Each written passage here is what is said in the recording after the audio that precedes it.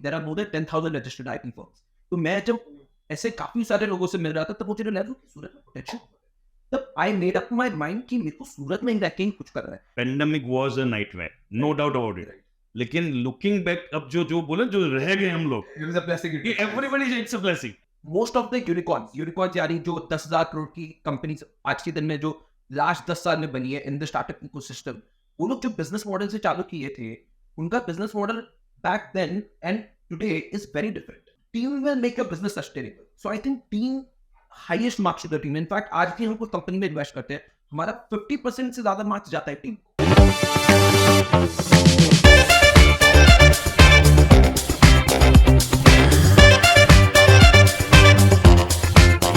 So here we are, one another episode of the Career Show. So today we have with us a second generation entrepreneur, और जिन्होंने London से post graduation किया इन entrepreneurship and corporate finance. उन्होंने अपनी venture capitalist की journey 2020 में शुरू की एज ए एंजल इन्वेस्टर, और बहुत अच्छे इन्वेस्टमेंट किए जिसकी हम पूरे डिस्कशन के अंदर बातें करेंगे। ई को फाउंडेड IVY ग्रोथ एसोसिएट्स, जो पूरे बहुत अच्छे से काम कर रही है, जिसके ऊपर मैं आगे भी इंट्रोडक्शन में बात करूंगा। उन्होंने ऑर्गेनाइज किया 2023 में इंडिया का सबसे बड़ा स्टार्टअप गेट टुगेदर। मतलब जो इंडिया लेवल से लोग आए थे सूरत जैसे के अंदर रह के, मतलब इट्स टियर 2 सिटी कहा जाता है, वहां पे इंडिया का सबसे बड़ा इस तरह का जो इवेंट का ना, इट्स अ बिग डील। 16,000 से ज्यादा लोगों ने उसके अंदर पार्टिसिपेट किया था। Invested in more than 100+ startups, और अपना बिजनेस एक्सपांड करने के लिए ही वेंट टू दुबई, और दुबई में उन्होंने MI कैपिटल के साथ पार्टनरशिप की। वो मेंबर है कॉर्पोरेट कनेक्शंस के, IOD लंदन के, डेला लीडर्स के, टाई के, और सबसे इंपॉर्टेंट दुबई यंग प्रोफेशनल्स के। इतना सब करने के बाद बहुत सी जगह फीचर भी हुए हैं। वो फीचर हुए हैं your story, business world, economics times, venture capitalist circle, times of India. और ये सब करने के बाद बहुत इंटरेस्ट है घूमने फिरने में। 30 कंट्रीज घूम चुके हैं। हाँ, आपने सही सुना, 30 कंट्रीज घूम चुके हैं, and very much interested in adventure sports like scuba diving, sky diving, वो भी उन्होंने किया हुआ है। सो ज़्यादा वेट नहीं करके I invite the guest today, जिनको रिकग्नाइज किया गया है youngest change maker by Economics Times. और यंगेस्ट मतलब वो नहीं कि 40-45 पे फिर भी यंग कहे जाते हैं, is in his 30s। So actual में यंग है, और ये यंगेस्ट चेंज मेकर का अवार्ड उनको इकोनॉमिक्स टाइम्स से मिला है। So we welcome Rachit Poddar. Yes. Thank you so much for having me. It's really an honor to be sitting with you, because you've truly been an inspiration for thousands of students in Surat, and not just thousands of students but also to me, because I remember back in 11th standard मैं आपके बाद tuition करने आता था, and शायद मैं बहुत ही नालायक बच्चा था, मैं बिल्कुल भी barely attended any classes, bunk करता था, हाई पढ़ता था, and now to come all the way along, it's truly an honor, sir. Thank you very much. Thank you. और वो हमेशा कहता हूँ, as a teacher I always recognize it's not about marks that is going to make you. It's about what value system, what culture you come up, what kind of environment you, that everything impacts. So I'm happy to have you here. और best part ये है कि जिस as में सबको ये सोचते हैं कि अभी स्टार्टअप करना है, सबको करना है स्टार्टअप शुरू करना है, at that age you are already started investing. So a lot of things we'll discuss, lot of things to learn from you. मेरे लिए आज के एपिसोड मैं बहुत सारी चीजें स्टार्टअप के बारे में सीखूंगा, and eventually that will impact students also. So first question, बहुत सिंपल सा क्वेश्चन। स्टार्टअप सब करे, बट स्टार्टअप जाने ना कोई। तो शादी बात एकदम सिंपल लेमैन के लिए स्टार्टअप किसको कहते हैं? मतलब मैं ये क्लास चला रहा हूँ तो क्या स्टार्टअप है? So I think Narendra Modi ji ने एक बहुत अच्छा एक कंट्री वाइड एक जो मास मूवमेंट की तरह एक जो वर्ड स्टार्टअप को हाईलाइट किया। I think that has really impacted lakhs and crores of citizens across India. Everybody is talking about कि हमको स्टार्टअप करना है, but actually स्टार्टअप का डेफिनेशन क्या है? अगर हम लिटरल सेंस में या गवर्नमेंट की डिक्शनरी में अगर समझे तो startup is basically any traditional industry, B it finance, B it health, education, agriculture, insurance, कोई भी हम एक ट्रेडिशनल इंडस्ट्री में एक टेक्नोलॉजी का एलिमेंट अगर हम ऐड कर देते हैं with an idea of creating a new category altogether, or disrupting that entire sector, then in my opinion that would be called a startup. जहाँ पे पर्सपेक्टिव है कि मैं ये बिजनेस को टेक्नोलॉजी से कैसे ज्यादा से ज्यादा स्केल कर सकता हूँ। ओके, सो मैं इस पूरे वर्ड में 2 वर्ड मुझे जो इंपॉर्टेंट दिख रहे हैं, एक कहीं ना कहीं टेक उसके अंदर होना बहुत जरूरी है। मतलब मेरा एक कोचिंग क्लास चला रहा हूँ या कोई भी फाइनेंस कंपनी चला रहा हूँ, टेक नहीं है तो it is not a startup. And second, tech आता है, इट बिकम स्केलेबल। सो ये 2 कंडीशन फुलफिल होने पे ही स्टार्टअप है। गॉट, नहीं तो क्या होता है आजकल दुकान शुरू की बोले मैंने स्टार्टअप शुरू किया है, So got very But simple. उसका impact बहुत अच्छा है, उसका Okay. impact जो positive आया है, everybody that's the impact of entrepreneurship. मतलब आज हर कोई बच्चा बोल रहा है मेरे को खुद का बिजनेस चालू करना है, मेरे को जॉब नहीं करना. So I think that is a positive ये impact. Indian culture, Gujarat culture, Surat culture, we are blessed into the business culture. Good. So एक होता है कि जैसे कहा सेकंड जनरेशन एंटरप्रेन्योर हो, फैमिली बिजनेस बहुत अच्छा है, know the Rachit group is a very renowned group in the city at the India level also. लेकिन जब बोलते हैं पैसा ऑलरेडी होता है और हम कुछ ऐसे नए आइडिया लेके आते हैं, तो पापा लोग क्या होते हैं, ठंडे पानी की बाल्टी लेके खड़े रहते, बोलते तो चुपचाप बिजनेस ज्वाइन कर रहे. So first how this idea came up and what was your parents or the family reaction कि इसमें जाना है नहीं जाना, and how you dealt with it? Lot of things I had asked in one. Yeah. So I think sir मैं इसको question को बहुत अच्छी तरीके से बताना चाहूँगा. So my father has always been my role model. मतलब आज मैं जो भी हूँ मेरे फादर की वजह से. In fact he sent me to London. That was his idea. कि बेटा I think you should go to London, pursue your higher education, you know, get some more exposure. He gave me all the freedom in the world. तो जो explore करना है कर. मैं in fact at the very early age also I started exploring multiple business. मैं in fact उनके साथ Tokyo गया एक बिजनेस एक्सप्लोर करने. मैं खुद अकेले शंघाई गया था. My first ever solo trip. Wow. मैं एक बिजनेस At what age? वो सब कभी वर्कआउट हुआ because that was almost 6 years back. ठीक है. Right. So father has always been supportive, and one thing he always taught me that just never be scared of failures. I love, in fact, so basically the story, how the story started is, so once I went to London में because पापा ने 50 लाख रुपए खर्च कर दिया, बेटा अच्छे education में पढ़ना चाहिए, अच्छी स्कूल अच्छी कॉलेज में पढ़ना चाहिए, लंदन जाकर पढ़ो. तो मैंने भी मत बना लिया कि मैं जा रहा हूँ तो I would be super proactive. मतलब I am gonna make the most of my time in life. तो I went to so many tech conferences, so many business conferences, दुनिया भर के नेटवर्किंग इवेंट्स मैंने अटेंड किए. Just to get perspective. कोई objective नहीं था कि ये मेरा एजेंडा है या मेरे को ये सीखना है. बस मेरे को I just want to go there with an open mind, see what's happening across the world. Then I realized because London also happens to be one of the largest tech ecosystems in the world. There's a lot of venture capital, a lot of startups. तो मुझे लगा यार कहीं ना कहीं मुझे भी एक स्टार्टअप करना है. और मेरा कोर्स भी बहुत ही इंटरेस्टिंग था, एंटरप्रेन्योरशिप एंड इनोवेशन था. तो मेरा पूरा कोर्स में ही हम लोग ने एक स्टार्टअप चालू कर दिया था. मतलब we work with several NGOs, we work with several startup. तो ऐसे करके एक आइडिया तो आ गया था कि मुझे स्टार्टअप में कुछ करना है. और फिर जब मैं छुट्टियों में इंडिया वापस आया तो लकीली मैनिफेस्टेशन बोल लीजिए या नॉर्थ यूनिवर्स, मैं I came across a venture capital bootcamp which was happening in Bombay. It was a 2-day bootcamp course, and now it apparently happens to be my portfolio company. हमने उस company में invest भी कर दिया because it's a amazing educational platform that is teaching founders and investors about the nuances of the startup ecosystem. तो वो course करने के बाद मुझे कहीं ना कहीं nitty-gritties of the entire process समझ में आ गया कि right from deal sourcing से लेके deals कैसे आती है, investments कैसे होते हैं, shareholders agreement क्या होता है, deal closures क्या होता है. तो उसके बाद pandemic out of nowhere came. Yeah. So I was in London apparently 23 मार्च को लॉकडाउन अनाउंस हुआ है. 16 मार्च को मैं लंदन था. ओवरनाइट पूरे लंदन में हंगामा हो गया सब फ्रेंड्स के बीच में कि अब इंडिया हो. So you were in London at that time? I was in London at that time. Okay. पापा का फोन आया कि बेटा ऐसा ऐसा कुछ चल रहा है, अभी आने का टाइम आ गया है आपका. तो मैंने बोला हाँ ठीक है, आप एक हफ्ते के लिए आ जाते. पैंडेमिक के मतलब आप लोग को पता है ऐसा. तो अब ओवरनाइट हम लोग लंदन से मैं सूरत आ गया. 1 महीने निकल गए, 2 महीने निकल गए, ऐसे ही रहे. But I made sure that I'm always constantly learning. So because one of my traits that I've learned from my father, and you know the reason I mentioned he's the biggest role model to me because I see a amazing balance in him. You know, he's a business oriented, learning oriented, he has a mentor, and apparently one thing, the best gift he gifted me was his mentor. Wow. तो वो कहीं ना कहीं वो mentor मेरे लिए life में एक ब्रेक थ्रू है. तो जब 2-3 महीने निकल गए तो I started coming across. So because I was doing networking also, online घर बैठे बैठे भी बहुत सारी networking, उस टाइम तो networking ऐसी हो रही थी.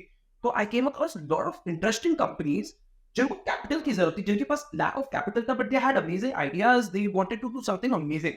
तो कहीं ना कहीं मैं फिर उनसे relate करने लगा कि यार रचित, you know, मैं शायद एक खुद से चालू करूँ, एक पूरा नया business, नई team बनाऊँ. तो why not I join an existing team जहाँ पे already उसके पास अच्छा idea है, and कहीं ना कहीं मैं वो idea से relate भी कर पा रहा हूँ. और first idea in fact it was because I was very passionate about education, क्योंकि मैं हर दुनिया वर्ल्ड में ट्रैवल कर रहा था अलग अलग यूनिवर्सिटीज में एजुकेशन के लिए. तो वो एजुकेशन का एक स्टार्टअप था, तो मैं उससे बहुत ज़्यादा लिंक कर गया. तो फिर मैं उसके साथ बैठा, फिर 2-4 महीने मैंने उसका पूरा बिजनेस समझा. फिर मैंने पापा को ऐसा ऐसा समझाया कि ये ऐसा कुछ है पापा, ऐसा ऐसा प्रपोजल. पापा के लिए भी एकदम नया. हाँ. तो इंटरेस्टिंगली बट तब क्या हुआ, because 2020 and 2021 was the peak year for the startup ecosystem. मतलब अचानक से बिकॉज डिजिटल बिजनेसेस के लिए तो कहीं ना कहीं सूरत में भी थोड़ा अवेयरनेस आने लग गया.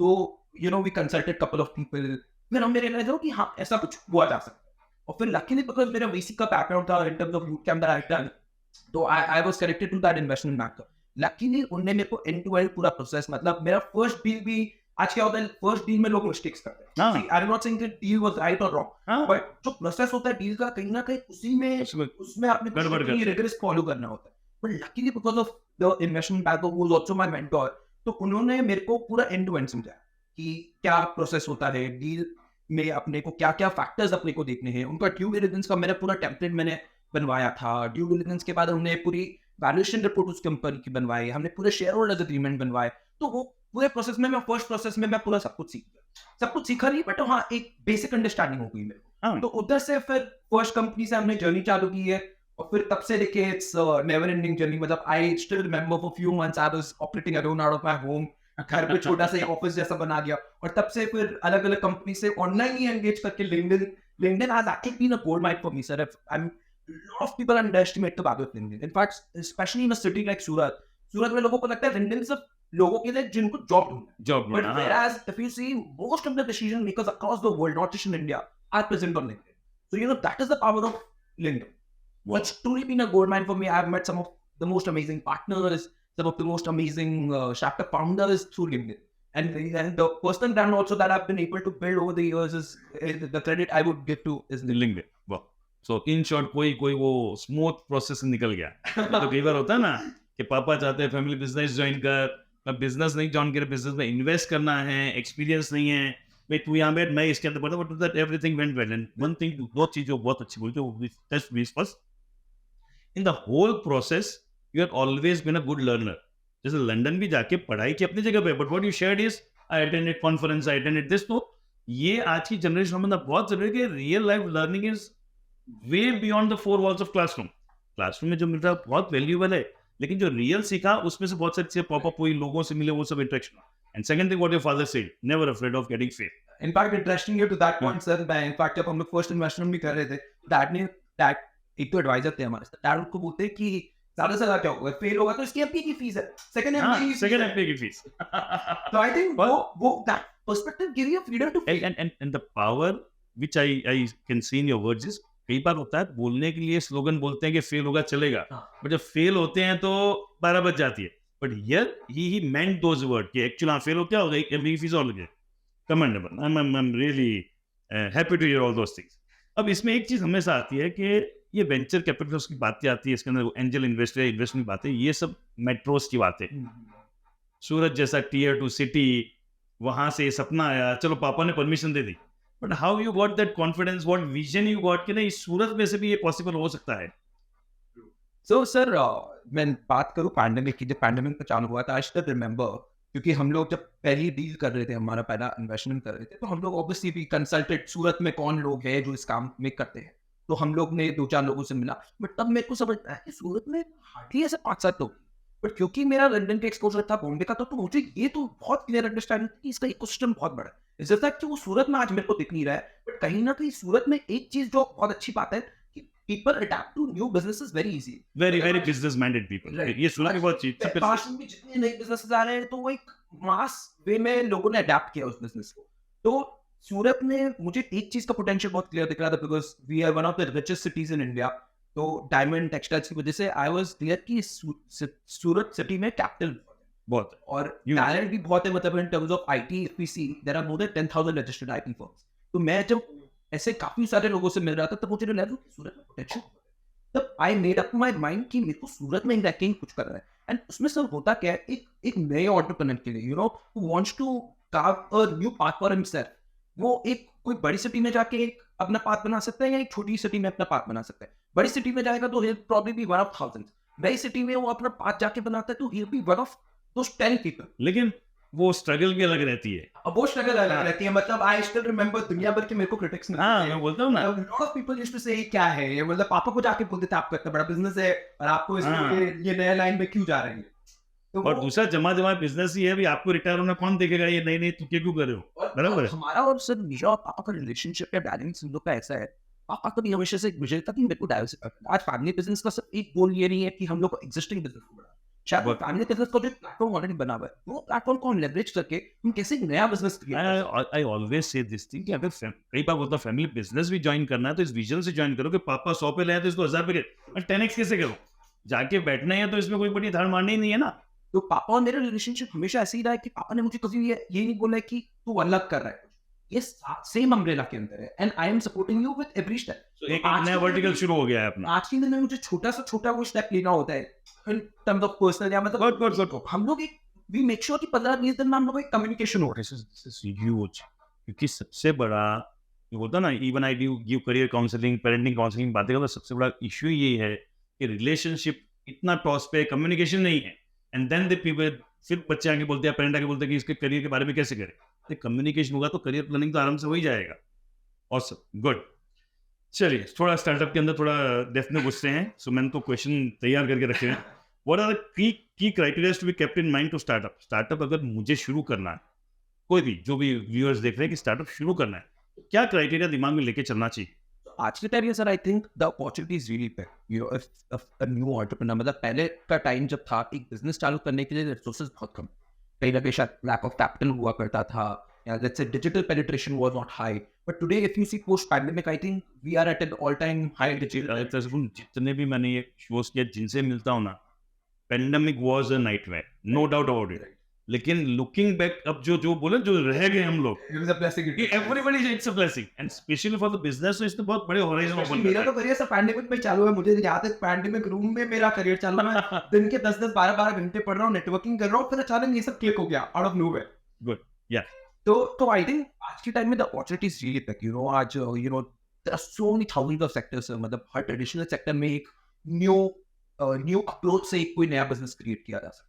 तो I think but first and foremost, you know, whatever business you getting into, मतलब आज सोचते हो कि यार मेरे को लगता है मेरे को एनर्जी सेक्टर में कुछ करना है, मेरे को सोलार सेक्टर में कुछ करना है, तो उसकी डीप अंडरस्टैंडिंग, मतलब आज मैंने भी बहुत सारे बिजनेस स्टडी किए थे। मैं शायद वेंचर कैपिटल या स्टार्टअप इन्वेस्टमेंट में डायरेक्टली नहीं घुसा था, उससे पहले मेरी बहुत सारी फेलियर स्टोरीज भी है, बहुत सारे एक्सपेरिमेंटेशन भी किए। मतलब मैंने अलग अलग फार्मास्यूटिकल में स्टडी किया, बायोसीएनजी में स्टडी किया, टेक्सटाइल्स में स्टडी किया, तो कहीं ना कहीं वो एकदम मैं डीप घुस गया था। मतलब 6-8 महीने 1 साल आपको रिसर्च में घुसना चाहिए।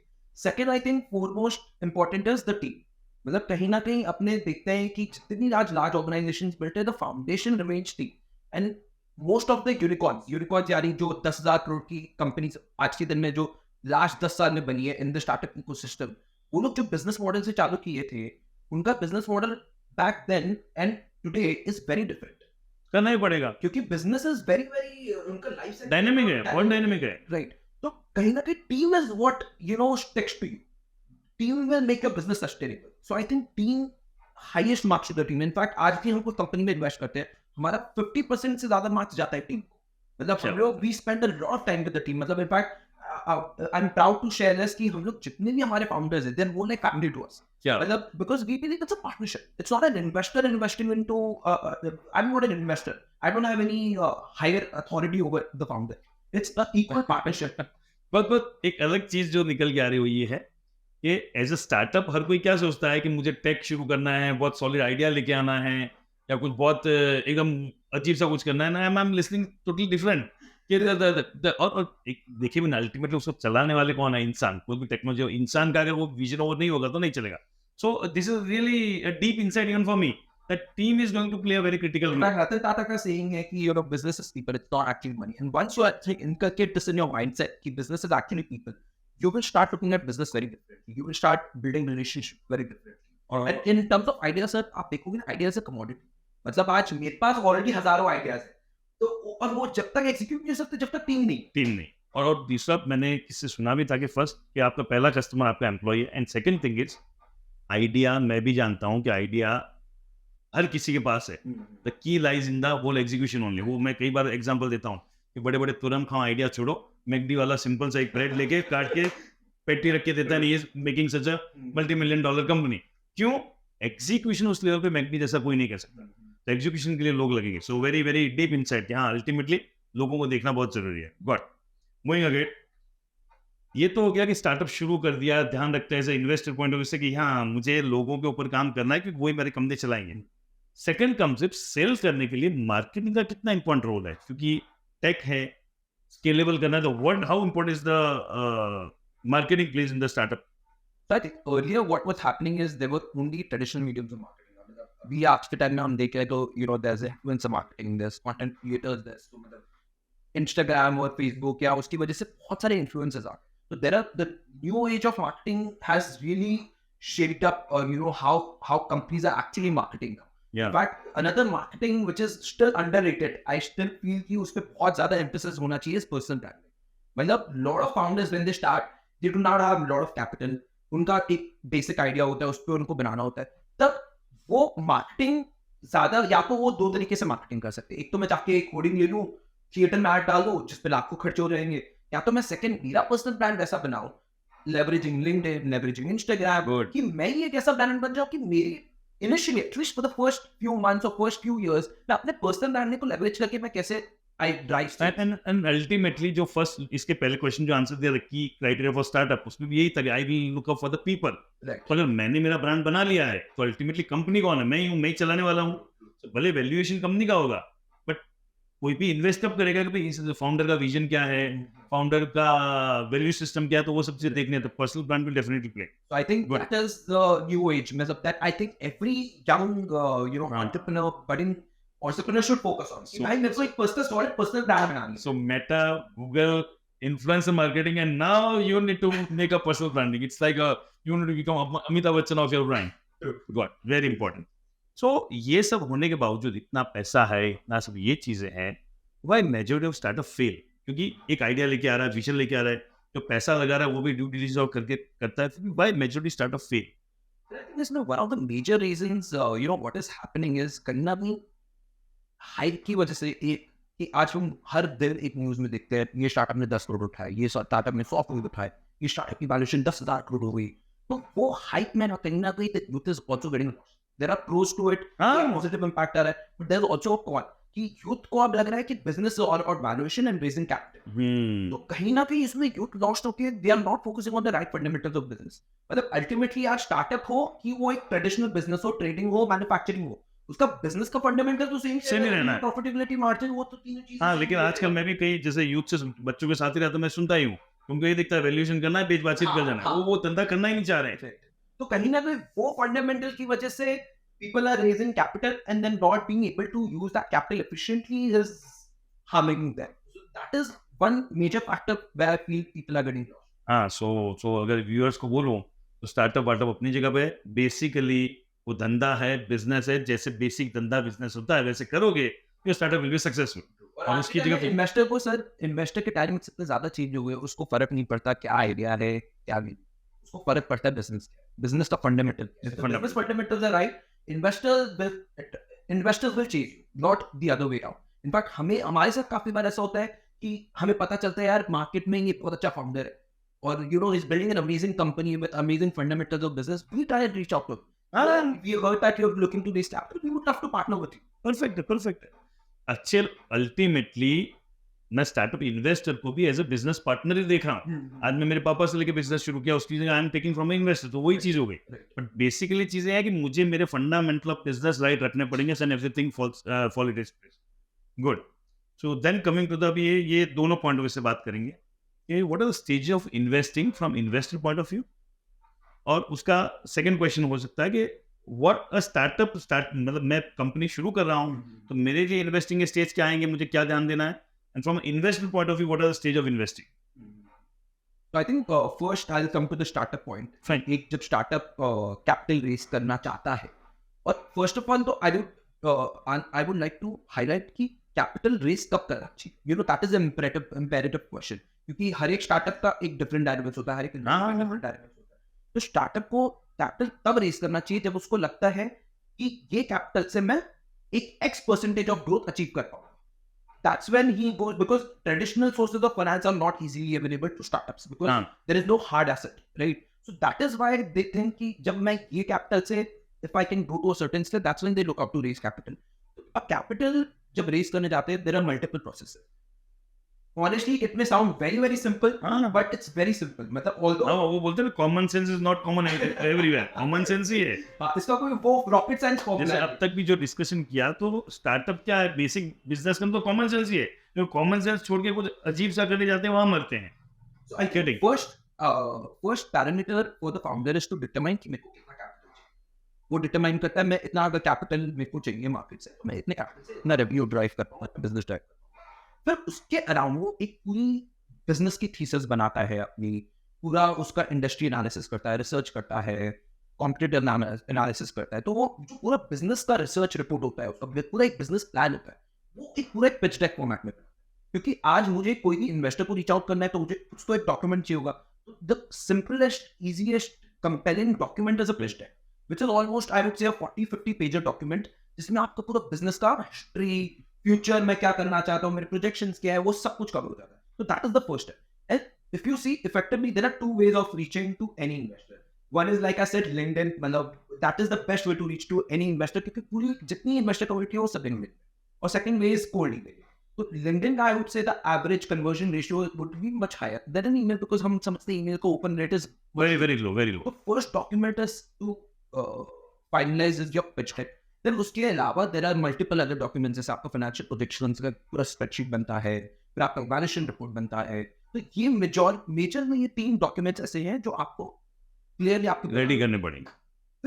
फिर आप either you reach out to investors through LinkedIn, through emails, and lot of amazing founders that I know, मतलब जिसने बहुत बड़ा कोई they've raised let's say $100 million, वो लोग ने they've gone through some hundreds of investor meetings. It was not कि वो पहली मीटिंग में गए उनको पहली मीटिंग में चेक मिल गया.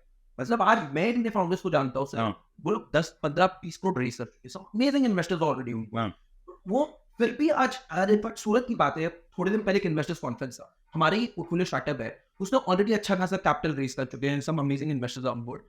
फिर भी आया पिच कर दुनिया भर के और इन्वेस्टर्स के सामने में, और उसने मेरे को क्या पर्सपेक्टिव दिया कि रचित मेरे को खाली ब्रांडिंग चाहिए, मेरे को भले कैपिटल कोई ना थे, बट मैं आज अपनी स्टोरी जाकर मैं 100 इन्वेस्टर्स के बीच में बता रहा हूँ, कहीं ना कहीं वो एम्पलीफाई होगी वो स्टोरी. Get it. सो जो पर्सनल ब्रांडिंग वाली चीजें आती है वो ब्रांड बिल्डिंग तो रहा हो. सो इससे यही एजेंडा नहीं कि मैं कहीं स्टार्टअप में जाके बैठता हूँ मुझे पैसा ही चाहिए, क्योंकि ब्रांड बिल्डिंग ऑल्सो वो एक्सरसाइज मुझे लगता है कि मेरे पास सेल्स बूटस्ट्रैप मैं अच्छे चलूंगा.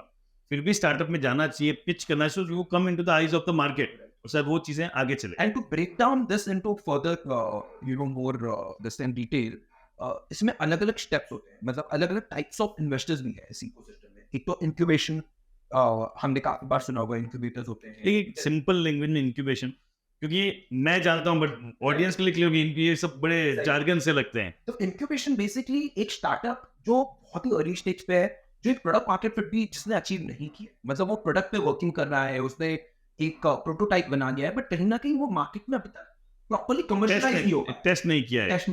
तो वो स्टेज हम बोलते हैं वो स्टार्टअप होता है एक इंक्यूबेशन. फिर उसके बाद हम आते हैं एक एक्सेलरेशन स्टेज पे, जब स्टार्टअप ने थोड़ी रेवेन्यू ड्राइव कर ली है, उसके पास पेइंग क्लाइंट्स है, बट उसको स्केल अभी तक उसने अचीव नहीं किया. मतलब फंडामेंटली उसने अपना बिजनेस मॉडल सॉर्ट कर लिया है, बट उसको कहीं ना कहीं स्केलेबिलिटी में वो क्वेश्चन. बराबर. तो फिर वो एक एक्सेलरेटर के पास आता है. फिर एक्सेलरेटर के पास आते हैं angel investors, which are your friends, family. Lot of cases that you see across the world or in India. First investors काफी लोगों के फैमिली और फ्रेंड्स ही होते हैं. मेरे भी फर्स्ट इन्वेस्टर आते नहीं थे. ठीक है. राइट. उसके बाद then you go to institutional investors, which are your larger rich capitalists. जिनका टिकट साइज मिनिमम चालू होता है 1 crore से लेके all the way going up to 1,000 crore. We see instances, companies raise such huge amounts. तो ये ecosystem में सारे डिफरेंट टाइप्स ऑफ इन्वेस्टर्स है. आपको आइडेंटिफाई करना है आप कौन से कैटेगरी में फॉलो करते हो, कब कैपिटल चाहिए. You need to identify which is the right time to pick up capital and which is the right time to choose the right kind of investor for you. ठीक है. मैं बीच में जब when you were sharing में क्यों मेरे smile आई बताया, ये बात होता है ना, वो बच्चे आगे बोलते हैं अरे मुझे बिजनेस चालू करो, पापा पैसे नहीं देते. मतलब पापा नहीं, कोई पैसे नहीं देते. 40-50 पेज का document, you will get a different kind of conviction. क्या ये करूंगा इसके अंदर मैं सक्सेस होऊंगा, then it's up to God. कुछ होगा नहीं वो अलग चीज है, बट आपका कन्विक्शन अलग लेवल पे बढ़ गया. As you shared in starting कि ये वेंचर कैपिटलिस्ट बनने से पहले, एंजल इन्वेस्टर बनने से पहले बहुत सारी चीजें स्टडी की, 6 महीने रिसर्च किया, then your conviction becomes a different level. और शायद इसीलिए है फादर गेट कन्विंस. शायद मैं जाके खड़ा और बोलूं पापा मान जाए तो पापा मानने वाले उन्होंने भी बहुत दिवालियां देखी है. Good. Okay, moving ahead. And I think so. One part that I would want to highlight is on the investor front. मतलब अब ये तो मैंने एक चीज बताई कि स्टार्टअप्स जब फंड रेज करना चाहते हैं तो वो लोग क्या देखते हैं. अब हम लोग के लिए प्रोसेस क्या होता है as an investor, as an angel investor. एक चीज और भी ऐड करते हैं ना कि किसी को इन्वेस्टर बनना है, सो उसके पास कितना फंड होना चाहिए, what is the minimum ticket size? या तो सर पहले 10 साल पहले की या मैं 5-7 साल पहले की भी इनफैक्ट बात करूँ ना, तब एंजल इन्वेस्टमेंट या इन्वेस्टमेंट ये सेक्टर ऐसा था, बहुत हाई एंट्री बैरियर। मतलब एक मुंबई एंजल्स करके एक नेटवर्क हुआ करता था, जिसमें आपको बहुत अल्ट्रा हाई नेटवर्क इंडिविजुअल होना पड़ता था to become a member, to invest into startups. उसकी फीस कम से कम 1.5 से 2 लाख रुपए थी to start investing into any startup. तब से लेके आज का दिन है, मतलब तब हार्डली पूरे इंडिया में शायद बहुत ही गिन चुन के इन्वेस्टर्स थे और उनका मिनिमम टिकट साइज भी 1 करोड़ रुपया होता है। आज के दिन में कम से कम इंडिया में there are 25,000 angel, which is still a very low number. हाँ, मतलब आज हम यूएस में इंडिया के सामने देखें तो बहुत लो नंबर, यूएस में 1 करोड़ इन्वेस्टर्स है। That is why we see और comparison of population of business opportunities बहुत हाई है। राइट। तो एंजल इन्वेस्टर्स अभी आज के दिन में 25,000 है, but because of so many networks like Mumbai Angels, आज आईटी ग्रोथ एसोसिएट जब हमने चालू किए, there are so many angel networks जिन्होंने ये पूरा प्रोसेस को एक फॉर्मलाइज कर, मतलब ये दिस प्रोसेस और this entire industry is not just limited to ultra high net worth individuals, also smaller retail investors who can invest into the startup. तो उसकी वजह से any investor today can invest as low as 2 lakh रुपए। ओहो, 2-3-4 लाख रुपए लेके मैं इन्वेस्ट कर, मतलब सीधा 1 करोड़ से लेके 2 करोड़ तक का टिकट साइज आ चुका है। And because private market as a entire ecosystem is so huge, मतलब आप देखोगे पब्लिक मार्केट में आज शायद 5,000 कंपनी होगी, प्राइवेट मार्केट में प्रॉब्ली 1 लाख के आसपास कंपनी। तो कहीं ना कहीं प्राइवेट मार्केट की अपॉर्चुनिटीज मच बिगर। तो सेबी जो प्राइवेट मार्केट्स या कैपिटल मार्केट्स या पब्लिक मार्केट्स को रेगुलेट करती है, उनका फोकस भी बहुत ज्यादा है कि हम लोग प्राइवेट मार्केट्स पे कैसे ज्यादा फोकस करें। तो इनफैक्ट सेबी का एक मैंडेट है कि आप 5 साल के अंदर minimum investor should invest 25 lakh. अगर आप सेबी के स्ट्रक्चर के हिसाब से जाते हो तो आप 5 साल में 25 लाख रुपए। वाओ।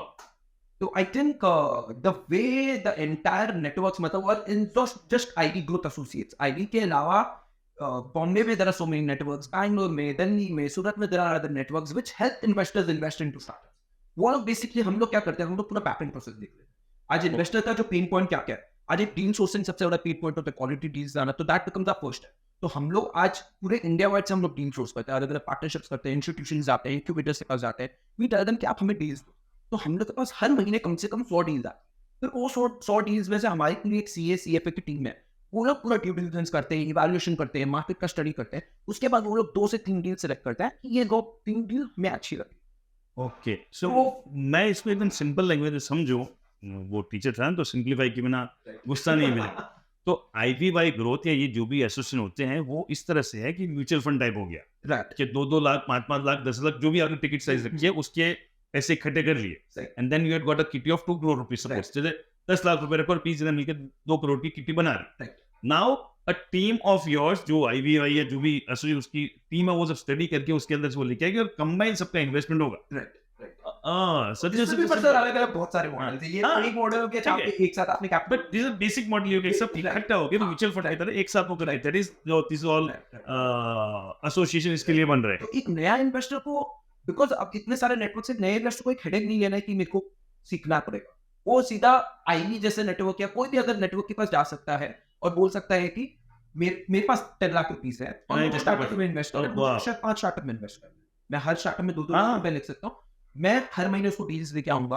वो अपने मर्जी से डील सेलेक्ट कर सकता है कि मेरे को कौन से सेक्टर में, लेट्स से आपको एजुकेशन में इंटरेस्ट है, किसी को फाइनेंस में इंटरेस्ट है, वो बोलेगा फाइनेंस में इंटरेस्ट। पैसा इकट्ठा होगा लेकिन आइडिया में सेम मेरा ही होगा, आइडिया में से मतलब कहाँ इन्वेस्ट करना है उसके अंदर सेम मेरा ही होगा। हाँ, उसका मतलब वो दोनों मॉडल, मतलब एक फंड मैनेजर, मैं एक फंड मैनेजर नहीं हो सकता है, एक इन्वेस्टर मॉडल भी हो सकता है, वो तो दोनों मॉडल से वर्क कर सकता है। और मैं आगे आपको बताऊंगा फंड मैनेजर और इन्वेस्टर कैसे एक डिफरेंशिएशन कर सकते हैं अपने, मतलब how fund managers make money और investors make money, it's 2 different aspects. ठीक है, good, interesting, I'm learning lot of things, a lot of things opening up। हाँ, नहीं तो ये सब था कि भाई इन्वेस्टर बनना मतलब तो आपको कोई वो अल्ट्रा रिच हो गए तो आप बन सकते हो। So like share market anybody can enter into it. Professionals जो बड़े-बड़े सी स्वीट प्रोफेशनल है, सीईओज है, सीएक्सओज है, वो लोग भी आज के दिन में यू नो दे बिकॉज़ जितनी भी बड़ी एमएनसीज बनी है, पब्लिक कंपनीज, कहीं ना स्टार्टअप से थे, सबने अपना नया कैटेगरी डिफाइन किया था, बस उस टाइम स्टार्टअप वर्ड हाइप नहीं था। और इनफैक्ट जितने भी पब्लिक कंपनीज भी आज लिस्टेड है, कहीं ना कहीं सब जब चालू किया था सब लोग ने प्राइवेट कैपिटल से ही चालू किया, कहीं एंजल इन्वेस्टर था उनके पास, बट उस टाइम ये सब टेक्निकल फैंसी वर्ड्स नहीं थे। मैं सिंपल बोलता हूँ, मेरे पापा ने पैसे दिए और मैंने बिजनेस शुरू किया, और टेक्निकल टर्म फैंसी वर्ड बोलते हैं, he is my angel investor, बात तो वही है ना। Got clear, good. सो कोई अभी तक जैसे इन्वेस्टिंग के लिए जाते हो तो what the best pitch ever heard और the worst pitch heard? Pitch की बात हो, पिच करना पड़ता है सबको, तो कोई अच्छी पिच या what are the key points जो पिच में होने चाहिए, या कभी अच्छी दिखी कभी बुरी दिखी, differentiator? I think one worst which I still remember in the pandemic, I won't mention the name, हाँ ठीक but है. वो बंदा कोई एक ऐसा आइडिया लेके आया था जो ऑलरेडी बहुत मेच्योर लेवल पे ऑलरेडी एग्जिस्टिंग, मतलब वो मेच्योर मार्केट था सब कुछ, मतलब करंट प्रोडक्ट, और उसका जो सोल्यूशन था was not really something very innovative. मतलब ही केम विद द आइडिया कि बस मुझे कैपिटल चाहिए, मुझे वैल्यूएशन चाहिए, तो वो सीधा एक इन्वेस्टर्स पे रहता है। मतलब मैं बता रहा हूँ sir, the founder had amazing experience, he came from a big corporate background, तो आज person such a huge professional experience, वो कॉल पे हम लोग को इतना अच्छा नहीं लगा कि हम लोग ने उसको सीधा हाफ एन आवर के अंदर अंदर वो कॉल ना बोल, शायद हाफ एन आवर भी वो 15-20 मिनट के अंदर क्यों like at times we get that vibes कि खाली वो आएगा भाग जाएगा वैसा दिखने लगता है. And Okay. बेस्ट परचेस की तो सर मैं I can I have endless examples because What are the key ingredients to be noted? Pitch जब मैं बनाता हूँ तो क्या चीजें मुझे खास ध्यान देनी चाहिए? I think it's a clarity of thought, मतलब when an investor goes through your pitch deck, तो वो पता चल जाता है क्लैरिटी, मतलब when we talk about numbers on the pitch deck, the communication when we are talking to the investor, that should be with very clarity. मतलब मैं आज इतने अमेजिंग फाउंडर्स से मिलता हूँ जो बिकॉज हम लोग तो we respect those founders because these guys are built 100 crore business, 200 crore business, तो उनका जब क्लैरिटी ऑफ थॉट में उनके साथ बैठता हूँ तो इट इज वेरी क्लियर, एक क्वेश्चन को पीछे बिजनेस का पूरा आपको सीधा लेवल माइक्रो सीधा बोल देंगे. डीप में वो लोग समझा देंगे। तो जब बंदे का कन्विक्शन स्ट्रॉन्ग होता है ना, वो फाउंडर का कन्विक्शन स्ट्रॉन्ग होता है, अपने आप अपना कन्विक्शन स्ट्रॉन्ग होता है। इनफैक्ट रिसेंटली एक एग्जांपल है, एक फाउंडर आया था तो, और उसका कॉन्फिडेंस लेवल से अमेजिंग, मतलब उसने 10 मिनट के अंदर तो उसने पूरा बिजनेस समझा। तो उधर मेरे को एक इन्वेस्टर बैठा था, उसने बोला रचित मेरे को स्टार्ट में, तो और मजा उसी में है. अगर मेरा बिजनेस समझाने मुझे अगर 3 घंटे लग रहे हैं तो फिर मैं समझा नहीं रहा हूँ, फिर मैं कहानियां कर रहा हूँ. राइट बिजनेस समझाना तो it has to be that simple, तभी वो एग्जीक्यूटेबल हो पाएगा. Getting good good good. So any special success story of investing? So I think a lot of success. Without taking Although name. we see honestly, we're still in the very early life cycle of our rich capital fund. But one special success story is one company that had come to us during the pandemic only. So, और वो कोई मेरे strong reference person connect से आई थी, and we met them over Zoom. First meeting तो पूरा Zoom पे ही चल रहा था, हम लोग Zoom पे मिले, फिर we met them in person. We were one of the first investors. मतलब हम लोग potential, we saw Huge potential. And तब they did have lot of investors. We were one of the first investors. तब हम लोग ने I think we invested about 1 crore as a syndicate, और उसके अलावा उन लोग ने total 10 crore rupees raise किए थे। लास्ट 2 महीने पहले की बात है, that startup raised 165 crores from a Singapore-based institutional. Yeah. So that was a big valuation. Big valuation. That was a big proud moment for us. और इतना वो बढ़ जाए तो इनिशियल स्टैंड अप किया हुआ होता तो उसके अंदर डेप्थ अपने वो अलग लेवल पे उसके अलावा भी मतलब I have huge respect to all our portfolio companies. So इतने अमेजिंग सक्सेस स्टोरीज है, मतलब लॉट ऑफ कंपनीज जो हमने इन्वेस्ट किया आज वो काफी बड़े स्टेजेस पे पहुंच गए। दिखे. ठीक है, और हर एक का अपना स्टेज है, बट एक आध वो होती है ना, वो स्पेशल होती है. ठीक है. सो इम्पोर्टेंट ये जो मुझे रोल, जो क्वेश्चन मुझे लगता है मेरे लिए बड़ा पर्सनल क्वेश्चन, कि role of investor after investing. But इसको मैं कहाँ से देखता हूँ कि मैं स्टार्टअप और मुझे इन्वेस्टमेंट लेना है. अभी तक हमने बात की इन्वेस्ट करने की, मुझे इन्वेस्टमेंट लेना है. सो मुझे एक तो रोल इन्वेस्टर का क्या होता है, वो पैसा देके छूट जाता है कि उसका कोई रोल होता है. तो क्या केयर करना चाहिए कि मुझे किससे पैसा लेना, किससे नहीं लेना. So in terms of, मतलब मुझे इन्वेस्टर सिलेक्ट करना है, तो what are the criteria I should see. तो सर जैसे मैंने आपको एक चीज बताई कि इन्वेस्टर फाउंडर, जब एक इन्वेस्टर इन्वेस्ट करता है फाउंडर में, because it's a close netted private market. आज पब्लिक मार्केट में मैं कोई भी कंपनी में जाकर शेयर ले लेता हूँ ना, मेरी जिंदगी में कभी कंपनी के प्रमोटर से बात होगी. But here when I am investing into a founder, it is a partnership. मैं एक पार्टनरशिप कर रहा हूँ, तो partnership is a relationship where it's a father son relationship. कि फादर ने कैपिटल दिया है, father is not commanding the business because he is the son is running the business. मतलब and he is not a domain expert also, at times वो भी होता है. expertise. So the founder knows the business in it.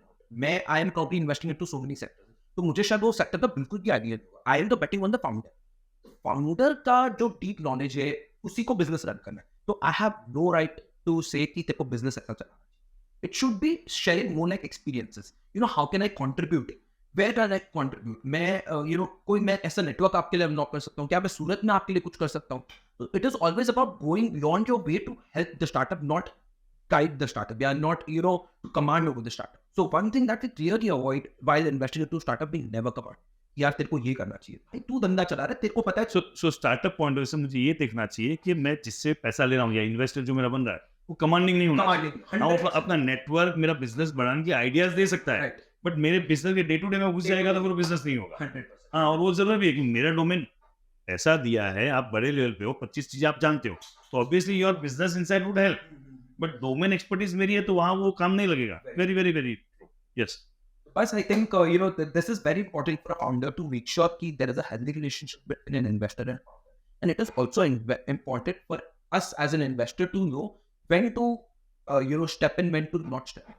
But if I have to talk about the forming process में क्या होता है, जब आज हम कोई भी कंपनी पे इन्वेस्ट करते हैं, उसके बाद generally it's a monthly call, हम लोग एक मंथली कॉल करते हैं, वो हमें बताते हैं ये अपडेट हुआ बिजनेस में, ये अचीवमेंट हुआ, ये चीज़ों पे हमें हेल्प चाहिए, ये चीज़ें हमारी फेल हुई, and that they give us a quarterly update. Quarterly update बहुत बड़ी रिपोर्ट जैसा, ठीक है, उसके पूरा MIS जैसा आता है, जिसमें उसका फाइनेंशियल परफॉर्मेंस आ जाता है, उसका इंडस्ट्री परफॉर्मेंस आ जाता है, उन्होंने क्या नए माइलस्टोन अचीव किए हैं। अगेन दिस इज ये मुझे ना ये ऑर्थोडॉक्स बिजनेस से सुनाई दे रहा है। हाँ, वो टिपिकल नहीं होता है कि पापा ने पैसे दिए और पापा हर तिमाही बोलते तिमाही मेरे को नतीजे बता।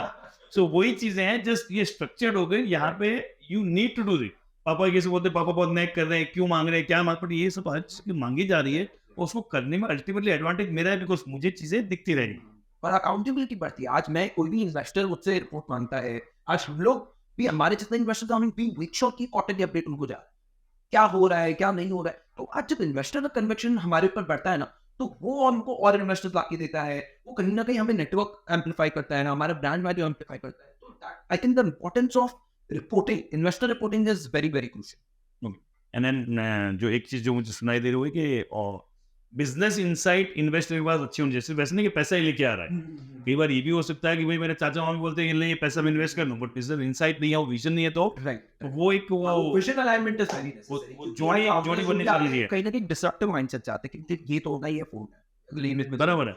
तो एक investor should be able to relate to this vision, then only because it's a long term journey. मतलब no business in today's time, you know, in fact relies to 35 years to build a business, right? To build such a बराबर है। तो कोई भी business को minimum जब तक आप 1000 days and then 10 years पर डेकेड नहीं दे तो तक वो तो हमेशा ही बोलते हैं। मैंने भी जब ये बिजनेस शुरू किया तो मेरे पापा ने मेरे सामने एक ही कंडीशन रखी, 3 साल तक इसको बंद नहीं कर सकता, मतलब कुछ भी हो जाए उसके बाद बात करना मेरे से, बिकॉज ही न्यू कि इसमें अप डाउन स्टार्टिंग में आएंगे, 3 साल ये सर्वाइव करेंगे, फिर ये पीछे मुड़ के नहीं दिखाना। I never took back, but that was the condition. उसने कभी पैसा कितना देगा, कमाएगा नहीं कमाएगा, कोई बात ही नहीं, एक कंडीशन, 3 साल तक इसको बंद नहीं करता। दैट वो thousands I can let. Good. Any failure story? Success की बात तो हो गई, कोई failure investing story? failure. I think, sir, one thing that I've seen in failure, कहीं ना कहीं, because we do a lot of partnerships, right? हम बहुत सारे लोगों से मिल रहे हैं, कहीं ना कहीं एक चीज जो मेरे या मेरे फादर से सीखी है, या हम इन सूरत में बहुत ज्यादा इनकलकेटेड है एथिक्स। मतलब people value ethics over money. Exactly. In a lot of failures I'm seeing in the startup ecosystem, or we have personally seen us because of lack of ethics. कहीं ना कहीं एक फाउंडर में ethics reason, he was not very ethical, and that is why he business.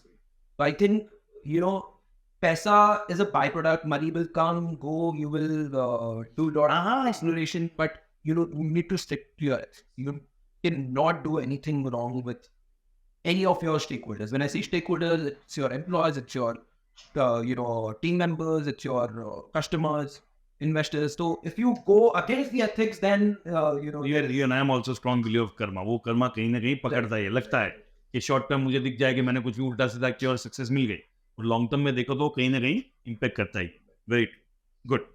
Then how investor makes money? Normal layman की language में कि invest तो कैसे, क्योंकि तो मैं कहाँ से देख रहा हूँ, बातें कैसी होती है कि मैं ये समझता हूँ धंधा, बेसिक बिजनेस इज प्रॉफिट। मैं जो बेसिक समझता है कि बिजनेस मतलब धंधा करना है, तो उसमें प्रॉफिट होना ही चाहिए। और अगर नॉर्मल पापा से पैसे मांगते हो तुरंत बोलते हैं अगले साल मेरे को वापस कितना देगा, ये है वो है, ये लॉन्ग टर्म जर्नी है, इससे वैल्यूएशन आएगा, ये सारी चीजें आती है। और बहुत सारे मैंने बिजनेस देखे हैं जो है तो बड़े बड़े लॉसेस में, वैल्यूएशन ह्यूज हो रही है, तो पल्ले ही नहीं पड़ता यार बिजनेस। और वो बोलते हैं वो 11-12 हम तो 11-12 से, तो वो बोलते कि the profit is the life blood of business, और वो बिना ब्लड के बिजनेस चलते भी उसकी ह्यूज वैल्यूएशन भी आती है. So how these are valued and how investors make money out of it? So I think there are different types of businesses, right? One, let's say technology, जो हम लोग जिसमें invest कर रहे हैं, second manufacturing. अब तीनों के dynamics बहुत different है in terms of how they spend their capital or invest their capital, in terms of how they earn money. So in terms of अगर मैं मैन्युफैक्चरिंग की बात करूं तो मैन्युफैक्चरिंग में जनरली क्या होता है, आज 10 करोड़ का मुझे प्लांट लगाना है, मुझे बैंक 8 करोड़ फाइनेंस कर देगी, मैंने 8 करोड़ का 10 करोड़ का प्लांट लगा दिया और उसके सामने मेरे को ये कैश फ्लो दिख रहा है, उसके सामने मेरा ये मार्जिन छूट रहा है. वो एक मैन्युफैक्चरिंग बिजनेस. ट्रेडिंग में आगे मैंने ये माल आज खरीदा, 100 माल 150 बेचा, ठीक है. अब technology because it's a scalable business, तो इनके जो जेस्टेशन पीरियड होता है वो बहुत लंबे. आज वो लोग चालू भी, उनका capital efficiency is much higher than this businesses. Because in terms of if you see, आज कोई भी एक बिजनेस को लेट्स से मेरे को 1000 क्लाइंट्स के पास पहुंचना है through technology, it is much easier for. But आज मैं मैन्युफैक्चरिंग से 1000 लोगों पे पहुंचने में मेरे को बहुत डिफिकल्ट, उसी अपनी ज्योग्राफी में रहता है. बट एक स्टार्टअप अलग अलग ज्योग्राफीज एक्सप्लोर कर सकता है because they are tech enabled, they are scalable. तो उनका जो जेस्टेशन पीरियड होता है, जेस्टेशन पीरियड यानी उनका जो एक period of earning profits, because they are also constantly reinvested. मतलब आज अगर मैंने 1 करोड़ का रेवेन्यू किया तो मैं वो पूरा मैं आई एम री investing into my businesses so that the business acquires more users, the business is more growing, the business is more scalable. तो इसलिए आज जितने भी अपने बड़े बड़े स्टार्टअप्स अपने सुनते हैं, एग्जाम्पल के तौर पे जोमेटो ले लीजिए, कोई भी ऑडियंस अंडरस्टैंड इट, तो वो बिजनेसेस आज इतने बड़े हो गए हैं सब 10 साल के अंदर, because they are highly scalable. And they still, कोई काफी सारे बिजनेसेस ऐसे हैं जो अभी तक प्रॉफिट किए नहीं है because the idea is to invest into, reinvest into expansion, growth, not to focus on profitability. Obviously, every company has a long-term profitability roadmap. मतलब एक सब डिसाइड करते हैं कि यार हम लोग को एक ये phase should be all about growth, ये phase should be all about scale, then covers the profitability. तो कहीं ना कहीं मैन्युफैक्चरिंग में क्या होता है, first idea is profitability, then scale की बहुत बात होती है, क्योंकि स्केल तो इज वेरी वेरी फर्दर. क्योंकि आज मेरे को मैन्युफैक्चरिंग में स्केल करना तो फिर से मेरे को 10-20-50 करोड़ बैंक से चाहिए. इधर पहले बात होती है स्केलेबिलिटी की, फिर प्रॉफिटेबिलिटी की बात. तो वो हाउ द इन्वेस्टर मेक्स, जैसे मेरे पापा को बोलता है कि मेरे पापा को ये बोलता हूँ मैं 5 साल तक ये बिजनेस करूंगा, हर साल आपको 1 करोड़ रुपया मुझे देना, मैं इन्वेस्ट करूंगा लेकिन प्रॉफिट नहीं आएगा. पापा तो बोलते हैं भाई निकल. What's the as an investor हम लोग क्या करते हैं, आज हम लोग एक कंपनी, बिकॉज आज पब्लिक कंपनी भी होती है तो उनकी वैल्यूएशन एक प्रीमियम होता है आज वो, because they are raising extra capital. तो similarly private companies also derive a certain valuation at a premium where they can raise capital. Because ultimately मेरे को अगर कैपिटल रेज करना है तो मेरे को मेरी इक्विटी डायल्यूट करनी पड़ेगी, और मैं इक्विटी डायल्यूट करूंगा तो एक सर्टेन मेरे को वैल्यू करना पड़ेगा, एक चीज का वैल्यू करना पड़ेगा, तब जाके मैं एक इक्विटी वैल्यू कर पाऊंगा, और वो इक्विटी तब उसी वैल्यू पे मैं एक इन्वेस्टर का पैसा ले पाऊंगा. तो that's the reason. So when we invest into valuation, मान लीजिए एक कंपनी है उसका 10 करोड़ का वैल्यूएशन, मैंने उसको 1 करोड़ रुपया दिया, तो मैं I bought 10% share holding in the company. But typically the investment horizon in this industry is 7 to 8 years. जैसे मैंने बताया कि ऐसे बिजनेसेस को 5 से 10 साल तो मिनिमम लगते हैं. तो हम लोग भी एक क्लियर देखेंगे हमें, जैसे क्योंकि आप म्यूचुअल फंड में देखेंगे तो 12 साल का इन्वेस्टमेंट होराइजन है सब, हर एक सिस्टम है बराबर. तो हम लोग इस होराइजन से इन्वेस्ट करते हैं. यस, 5-7 साल ऐसा ब्लॉक है हम लोग का, it's invested. We invest at let's say today the valuation is 10 crore. Example के तौर पे 10 करोड़ का वैल्यूएशन है, उस दिन पे शायद कंपनी का रेवेन्यू 2 करोड़ रुपया हो सकता है एग्जांपल, ठीक है, और शायद प्रॉफिटेबल भी हो सकती है, नहीं भी प्रॉफिटेबल हो सकती है. उससे मेरा कोई रोल प्रॉफिटेबिलिटी भी नहीं है, क्योंकि मैंने तो प्रीमियम पे शेयर खरीदे, मेरा शेयर का वैल्यू, और मेरे को as an investor I have to encash my shares, not the company का प्रॉफिट. ओके. तो मेरा गेन, कैपिटल गेन कब होगा, जब मैं वो शेयर को, लेट्स से आज मैंने 10 करोड़ के भाव पे शेयर खरीदा, वैल्यूएशन बढ़ जाए, 3 साल बाद 100 करोड़ पे वैल्यूएशन बढ़ गई, और वो वैल्यूएशन 100 करोड़ जब तक नहीं आएगी जब तक कंपनी ग्रोथ नहीं हो. कोई वैल्यूएशन देने वाला नहीं. और वैल्यूएशन का भी सर एक इंटरेस्टिंग एस्पेक्ट बताता हूँ. लोग बोलते हैं कि यार, काफी सारे लेमेन्स होते हैं जो बोलते हैं कि मेरा कंपनी 10 करोड़ का है. और जब तक एक इन्वेस्टर का पैसा 10 करोड़ की वैल्यूएशन पे एमसीए पे फाइंड नहीं हो जाता, तब तक वैल्यूएशन अटैच वैल्यूएशन रिपोर्ट, तब तक वो वैल्यूएशन बोगस है. वो तो फिर मैंने क्या किया है कि लोगों को वापस वो अनएथिकल लोगों से पैसा बनाने पे मैंने एक बल दे रहे, भाई 1 करोड़ एक बार देना, मेरी 10 करोड़ वैल्यूएशन हो गई. वो तो पूरा अनएथिकल चीज है, वो तो नॉनसेंस है. बट अभी भी मेरे दिमाग में जो क्वेश्चन है, जो शायद व्यूअर्स को कई बार होता है, कंपनी लॉस कर रही है तो कंपनी सर्वाइव कैसे करती है, and how it is valued then. So what are the base for that valuation? So valuation to lemon में अगर मैं समझाऊं, there is no formula. हाँ। Specially in private markets. Public markets में तो बहुत सारे पैरामीटर्स होते हैं, उसका रेशियोज क्या है, उसका डेट रेशियो क्या है, वो सब रेशियोज के ऊपर डिटरमाइन होता है उसका valuation. Here because it's private market, there is limited access of capital, you know, तो उधर the valuation is completely, I would say it's a mix of art and science.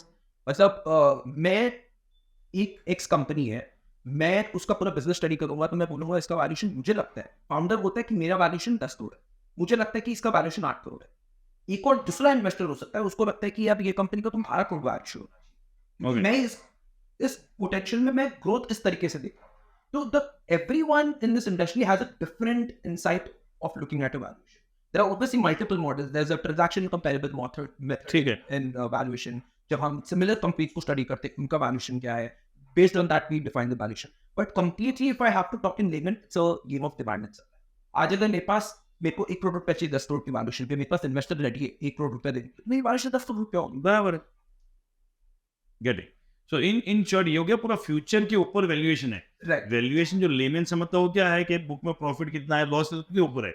और जो valuation game is all about future का, अगले 10 साल में ये कहाँ पहुंचने वाली है, उसकी वजह से पूरा वैल्यूएशन. बट ऑब्वियसली उसमें और भी बहुत सारे फैक्टर हैं. एक फ्यूचर फैक्टर है, एक फाउंडर की कैपेबिलिटीज क्या है, करंट मार्केट स्टेटस क्या है, इंडस्ट्री स्टेटस क्या है. तो लॉट ऑफ फैक्टर्स, मतलब देयर इज नो फॉर्मूला, एक फॉर्मूला नहीं, वो अलग अलग चीजों से अलग अलग एलिमेंट्स कंबाइन करके देन यू डिराइव की ये वैल्यूएशन में रखूंगा. Perfect, got. But basically valuation मुद्दा ऐसा है कि it will be based on future, not in the मेरे आज की मेरी बैलेंस शीट पे क्या दिख रहा है, फ्यूचर मेरा प्रोस्पेक्ट क्या है, उसी के ऊपर इन्वेस्टमेंट हो रहा है. या एकदम लेमन में अगर मैं समझना चाहूँ या ऑडियो समझना है, मैं मेरे पापा को बोलता हूँ मुझे 1 करोड़ रुपया इन्वेस्ट करो, तो आज तो मेरे पास कुछ है ही नहीं, ना एक्सपीरियंस है ना बिजनेस है. फिर पापा 1 करोड़ क्यों इन्वेस्ट करें? Because he is interested in my future. तो उस फ्यूचर के बेस पे वो पूरी वैल्यूएशन हो रही है. If I have to break down this into more further, एक तो ये हो गया investor perspective से कि how are investors making.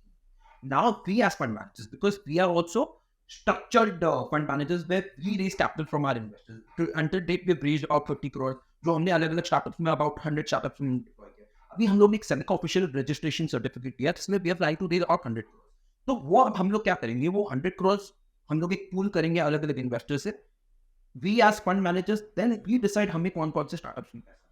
तो उधर फंड मैनेजर का industry standard model is 220. We call it 220. So we get 2% on the performance fee. So this is for anyone who's looking to break out into the VC career. कि VC में क्या career बन सकता है.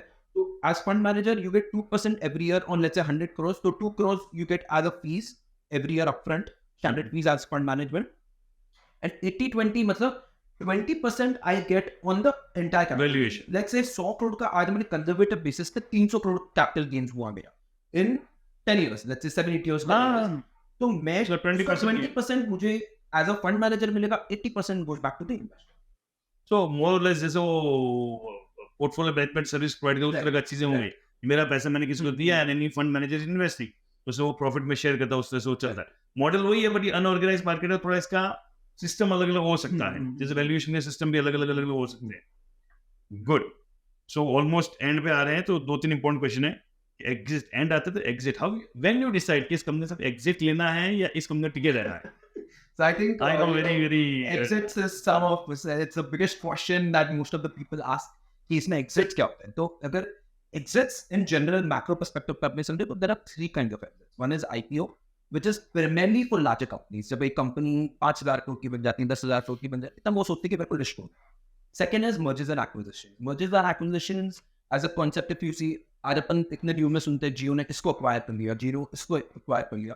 तो mergers and acquisitions has been historically a lot of corporates have been getting into it to build on the capability. Right? Third is secondary market. Secondary market में क्या होता है, आज मैंने let's say 10 करोड़ की कंपनी पे वैल्यूएशन पे मेरे 1 करोड़ रुपए डाल.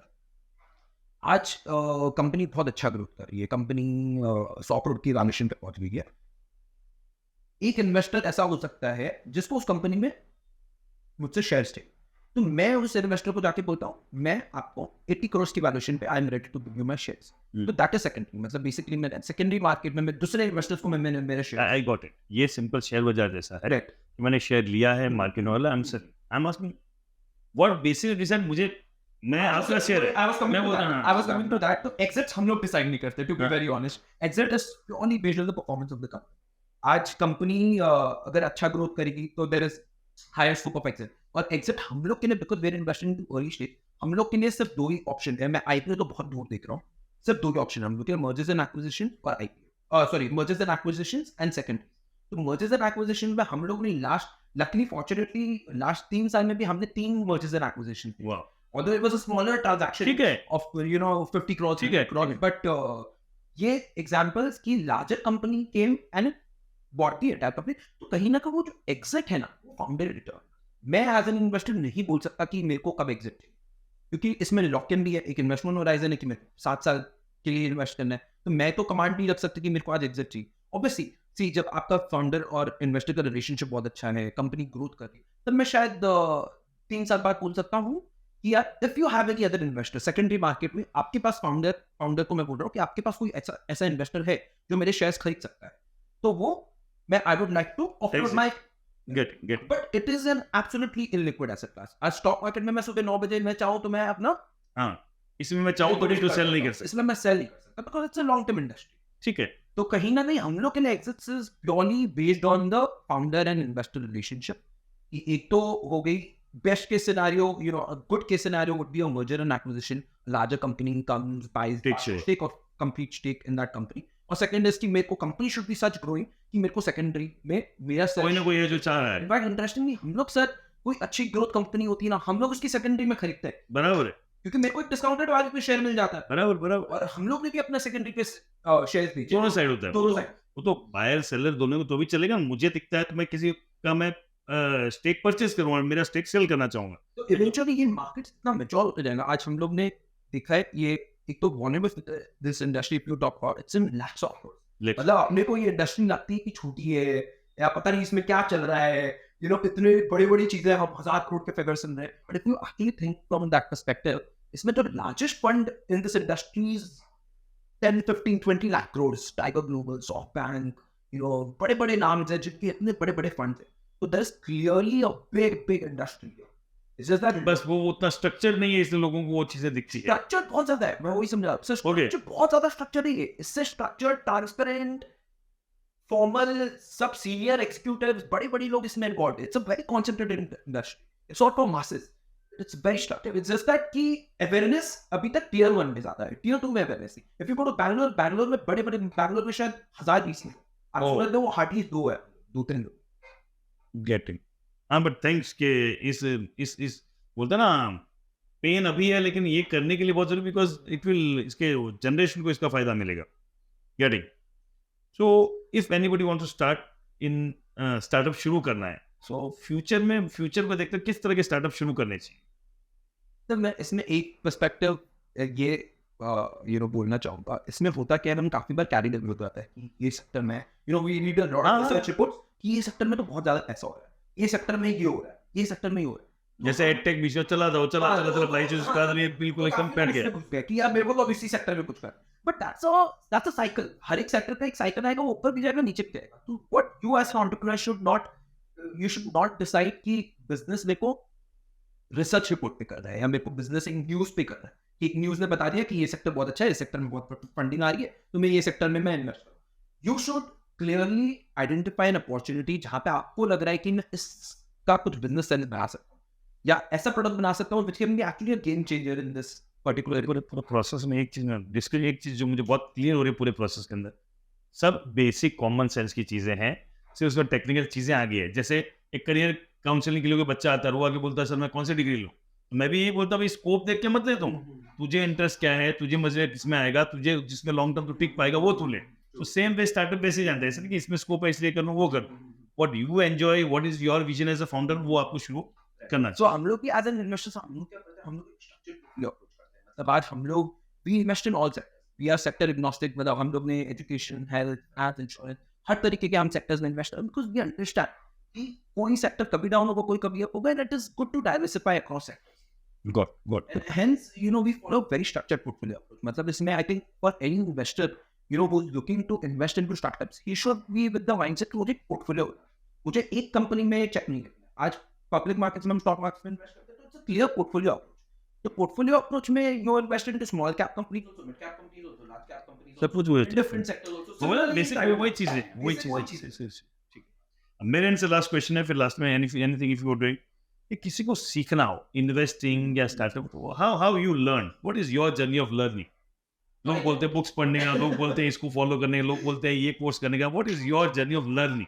So for me, learning, has been always practical. मतलब मैं, I would say, अगर मेरे फर्स्ट डे जब मैं आपको बता रहा था, जब हमने कर रहे थे हम लोग, तो that deal took me 3 to 6 months. मतलब शायद 6 महीने लगे थे, I think, if I'm not wrong. तो वो 6 महीने मतलब मेरे को सब पूरा प्रोसेस करते करते, समझते, अलग अलग लोगों से बात करते करते हुआ, जब तक और मैंने फर्स्ट वो ट्रांजैक्शन पूरा नहीं किया था ना, तब तक मुझे लगा था मैंने कुछ सीखा।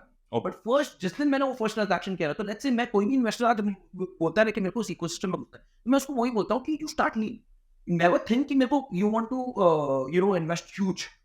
मैं बोलता हूँ आप 2 लाख रुपए से चालू करो, 5 लाख रुपए से चालू करो, you learn the gimmick of it, how does it work, क्या स्ट्रक्चर होता है। तो for me learning has always been practical, although मैं फॉर्मल एजुकेशन में भी काफी बिलीव करता हूँ। ठीक है। I've traveled across the world to study in formal institutions, amazing institutions. So I've been that kind of learning also. But I think if I have to give an answer to this, practical learning is you just get into it. जब तक आप business में हम क्या बोलते हैं, ideas तो बहुत है, पर जब तक आप घुसोगे नहीं तब तक आपकी लर्निंग होगी। हाँ, पढ़ाई में जो as a teacher I know कि पढ़ाई में भी एक लेवल की पढ़ाई करते हो, अच्छे इंस्टीट्यूशन में जाते हो, तो यू गेट द नॉलेज मिल जाता है, बट उसको टेस्ट कहाँ करोगे? बोला ना, मैंने कोई वो फाइनेंस का कोई कोर्स कर लिया कि शेयर बाजार में ऐसा करना, ऐसे बढ़ेगा, ऐसे घटेगा, तो एक्चुअली जब शेयर बाजार के पैसा लगाऊंगा तो इमोशन तो ऑन द ग्राउंड खेलूंगा तभी आएगा। So best way to learn is the practical way to approach. Yes, so I am done with my questions. अगर किसी और को कोई क्वेश्चंस और होते हैं तो कमेंट में आप डेफिनेटली लिखिएगा। I will connect with Rachit, will try to find out the answers.